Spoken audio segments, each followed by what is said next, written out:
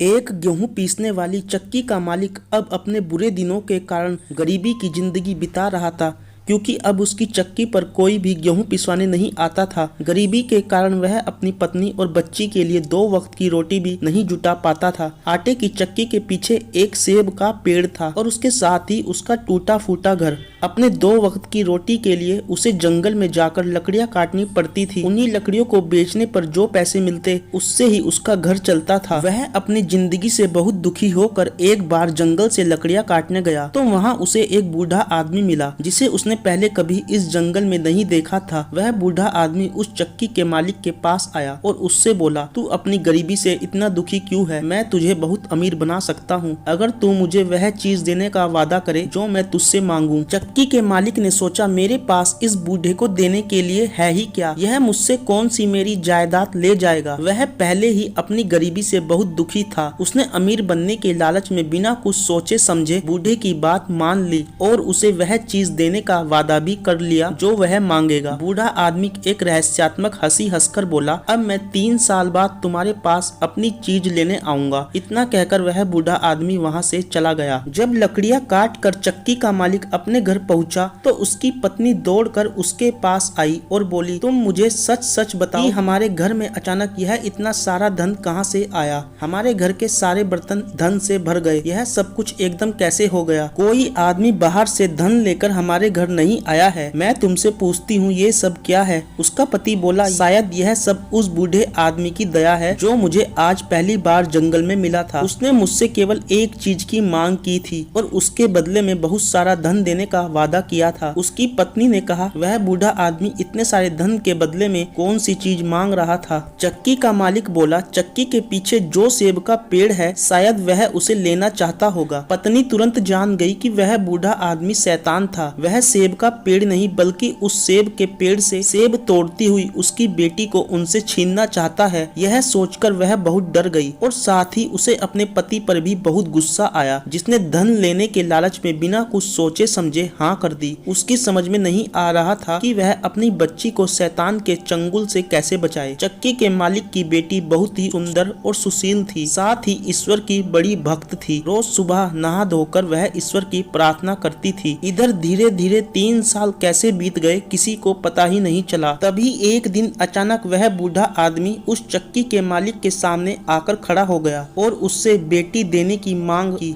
चक्की का मालिक उसकी मांग सुनकर घबरा गया। उसने तो सपने में भी नहीं सोचा था कि वह बूढ़ा आदमी इस पैसे के बदले में उससे उसकी बेटी मांग लेगा। जब वह अपनी बेटी को बुलाने पहुंचा तो वह ईश्वर की पूजा कर रही थी। अतः अपनी बेटी से बिना कुछ कहे वह शैतान के पास वापस आकर बोला, मेरी बेटी अभी पूजा कर रही है, तुम कल आकर उसे ले जाना। बूढ़ा बिना कुछ जवाब दिए चला गया। अगले दिन सुबह वह बूढ़ा फिर पहुंच गया, पर आज भी वह लड़की पूजा में व्यस्त थी। अब तो बूढ़े को चक्की के मालिक पर बहुत गुस्सा आया। वह बोला, जिन हाथों से वह पूजा कर रही है तू उन्हीं हाथों को काट कर मेरे पास लेकर आ। चक्की का मालिक घबरा कर बोला, बाबा कैसी बातें करते हो? मैं अपनी ही बेटी के हाथ कैसे काट सकता हूँ? बूढ़ा आदमी बोला, ठीक है, अगर तू मेरे कहे अनुसार अपनी बेटी के हाथ नहीं काटेगा तो मैं तेरी ही गर्दन मरोड़ दूंगा और अपने साथ ले जाऊंगा। बूढ़े की यह बात सुनकर चक्की का मालिक बहुत डर गया, क्योंकि वह मरना नहीं चाहता था। वह घबरा कर अपनी बेटी के पास पहुंचा। उसने अपनी बेटी को सारी बात सुना दी और फिर बोला, मैं तेरे हाथ नहीं काटता तो बूढ़ा आदमी मेरी जान ले लेगा और बाप होने के नाते मैं अपनी बच्ची के हाथ नहीं काटना चाहता। लड़की ने अपने पिता को तसल्ली दी और ईश्वर की इच्छा मानकर अपने दोनों हाथ अपने पिता के सामने कर दिए। पिता ने आंखें बंद करके अपनी बेटी के दोनों हाथों पर तेज चाकू से ऐसा वार किया कि हाथ कट गए। हाथ लेकर वह बूढ़े के पास पहुंचा। बूढ़े ने दोनों हाथ उससे ले लिए और बोला, अब तेरी यह लड़की तेरे किसी काम की नहीं है, अब तू इसे मेरे हवाले कर देना, मैं कुछ दिन बाद इसे लेने आऊंगा। चक्की का मालिक अपने इस पाप के लिए बहुत दुखी था, पर वह अब उस शैतान से छुटकारा भी नहीं पा सकता था, क्योंकि उसने बिना सोचे समझे पैसों के लालच में उसकी मांग स्वीकार कर ली थी। वह अपने इस कुकर्म के लिए अपनी बेटी से बार बार माफी मांगने लगा, पर उसकी बेटी अब अपने माता पिता के साथ नहीं रहना चाहती थी, क्योंकि शैतान से पैसा लेने के बाद उसके पिता का दिमाग ही बदल गया था। ईश्वर में विश्वास रखने वाली वह लड़की इस घर से कहीं दूर चली जाना चाहती थी ताकि वह शैतान कोई नया गुनाह करने के लिए फिर उसके पिता को मजबूर ना करे। माता पिता के लाख समझाने पर भी वह अगले दिन अपने घर से निकल पड़ी। चलते चलते शाम को वह एक सुंदर और बड़े बगीचे में पहुंची। दिन भर चलते रहने के कारण वह बहुत थक चुकी थी और साथ ही उसे बड़ी भूख भी लगी थी। बगीचे में नाशपाती के पेड़ों पर 2-4 पकी नाशपातियां लटक रही थी। उन्हें देखकर उस लड़की की भूख और बढ़ गई, पर उन तक पहुंचना उसके बस का नहीं था क्योंकि एक तो फल बड़ी ऊंचाई पर लगे थे और दूसरे उसके हाथ ही नहीं थे। वह अपनी लाचारी पर बहुत दुखी हुई और वहीं जमीन पर बैठकर ईश्वर का ध्यान करने लगी। तभी सफेद कपड़े पहने एक सुंदर सी लड़की उसके सामने आ खड़ी हुई और बोली, मैं तुम्हारी मदद करने आई हूँ। तुम्हें भूख लगी है और तुम सामने वाले पेड़ की पकी नाशपातियां खाकर अपनी भूख मिटाना चाहती हो। मैं अभी तुम्हारे लिए कुछ पकी हुई नाशपातियां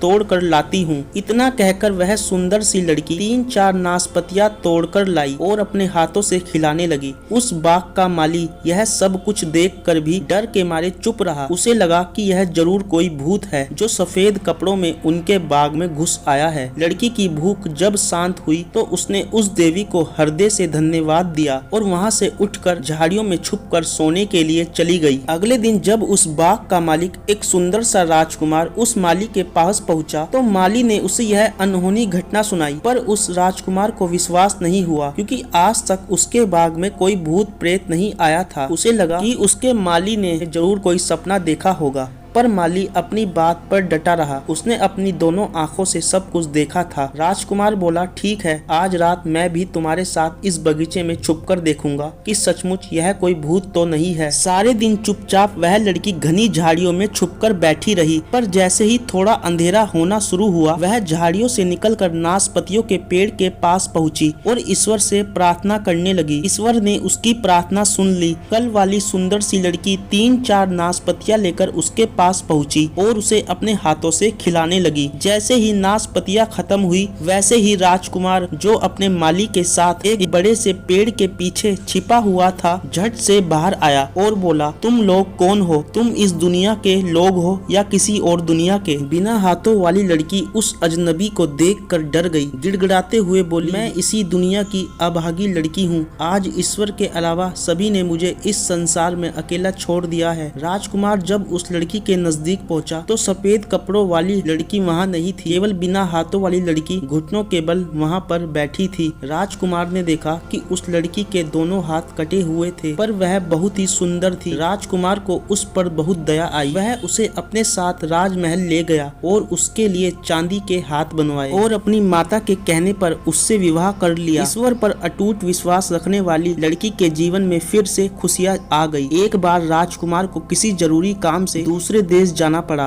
वह अपनी पत्नी को अपनी माँ की देखरेख में छोड़कर चला गया। कुछ दिनों बाद उस लड़की ने एक सुंदर से बेटे को जन्म दिया। राजकुमार की माँ ने एक दूत के हाथों यह खुशखबरी लिखकर अपने बेटे के पास भेजी, पर रास्ते में जब वह दूध थककर आराम करने लगा तो उस शैतान ने आकर चुपचाप खत बदल दिया और लिख दिया कि उसकी पत्नी ने अपंग को जन्म दिया है। राजकुमार ने जब वह खत पढ़ा तो उसे खुशी की जगह बहुत दुख हुआ, पर उसने सोचा कि कोई बात नहीं, वह बाद में इस बच्चे का इलाज करवाकर उसे ठीक कर लेगा। उसने अपनी माँ को खत लिखा कि घबराने की कोई बात नहीं, वह तब तक उन दोनों की सेहत का पूरा ध्यान रखे जब तक वह वापस घर नहीं पहुँच जाता है। पर जब दूत लौटते समय अपने पहले वाले स्थान पर आराम करने लगा तो उसे नींद आ गई। इसी बीच शैतान ने दूसरा खत उसकी जगह रख दिया। इस खत में लिखा था कि माँ बेटे दोनों को जान से मार डालो। जब अगले दिन दूत ने यह पत्र राजमाता को दिया तो वह इसे पढ़कर हैरान रह गई कि उसका बेटा कितना बड़ा निर्दयी है कि अपने बेटे और अपनी पत्नी को मारने के लिए लिख रहा है। वह अपनी बहू को बहुत प्यार करती थी तथा उसकी और उसके बेटे की जान बचाना चाहती थी, इसीलिए उसने यह बात अपनी बहू को सुनाई। लड़की को इस खत पर विश्वास नहीं हो रहा था, फिर भी वह राजमाता के कहे अनुसार अपने बच्चे को लेकर राजमहल से निकल गई। राजमाता ने उसके साथ किसी नौकर या नौकरानी को भी नहीं भेजा ताकि कहीं उसके बेटे को पता न चल जाए कि उसने उन दोनों को भगाने में मदद की है। चलते चलते जब वह लड़की थककर एक पेड़ के नीचे बैठ गई तो उसे ईश्वर की याद आई, क्योंकि अब वह ही उन दोनों का एकमात्र सहारा था। वह सच्चे दिल से ईश्वर की प्रार्थना करने लगी। जैसे ही उसने आंखें खोली तो अपने सामने एक सफेद कपड़े पहनी सुंदर सी स्त्री को देखकर हैरान रह गई। वह स्त्री बोली, तुम घबराओ नहीं बेटी, साथ में ही एक छोटा सा घर है, मैं तुम्हें वहीं ले चलती हूँ। उसने लड़की से उस बच्चे को अपनी गोद में ले लिया और उस छोटे से घर की ओर चल दी। जैसे ही वे तीनों उस घर के सामने पहुँचे तो एक अधेड़ उम्र की औरत, जिसका चेहरा बहुत चमक रहा था, उस लड़की को पकड़कर घर के अंदर ले गई। उस औरत ने जैसे ही उसके हाथ छुए, उसके हाथ सचमुच के हो गए और चांदी वाले हाथ जमीन पर गिर पड़े। लड़की यह सब देखकर हैरान होकर उस औरत के पैरों पर गिर पड़ी। तब वह औरत उसे उठाती हुई बोली, घबराओ मत बेटी, ईश्वर ने तेरी सहायता के लिए मुझे भेजा है। तूने आज तक पूरी श्रद्धा से ईश्वर की पूजा की है, इसी से खुश होकर उसने मुझे तेरे पास भेजा है। अब तुझे कोई दुख नहीं होगा। इधर अपना काम खत्म करने के बाद जब राजकुमार वापस अपने महल में आया तो उसने अपनी माँ से अपनी पत्नी और अपने बच्चे के बारे में पूछा। राजकुमार की माँ अपने बेटे से पहले ही बहुत नाराज थी। उसने भी उसे खूब खरी खोटी सुनाई, पर राजकुमार ने तो ऐसा कोई खत दूत को नहीं दिया था जिसमें उसने दोनों को मारने की बात लिखी हो। यह बात जानकर बहुत दुखी हुआ कि उसकी माँ ने उन दोनों को मरवा डाला है। उसने इस दुख के कारण खाना पीना भी छोड़ दिया। जब राजकुमार की माँ को विश्वास हो गया कि उसने उन दोनों को मरवाने के लिए नहीं लिखा था तो उसने अपने बेटे को सारी बातें सच सच बता दी। राजकुमार बिना अन्न जल ग्रहण किए अपनी पत्नी और बच्चे को ढूंढने निकल पड़ा। उन दोनों को ढूंढते ढूंढते साल भी खत्म होने को आया, कहीं भी पता नहीं चला। शहर शहर भटकने के बाद राजकुमार एक बार उसी जंगल में पहुंच गया जहां वह लड़की अपने बच्चे के साथ रह रही थी। इतने बड़े जंगल में एक छोटा सा घर देखकर वह बड़ा हैरान हुआ। उसने डरते डरते उस घर के दरवाजे को खटखटाया तो एक अधेड़ उम्र की औरत ने दरवाजा खोला। उसे देखते ही बोली, आइए राजकुमार, इस छोटे से घर में आपका स्वागत है। आपने यहाँ आने का कष्ट कैसे किया?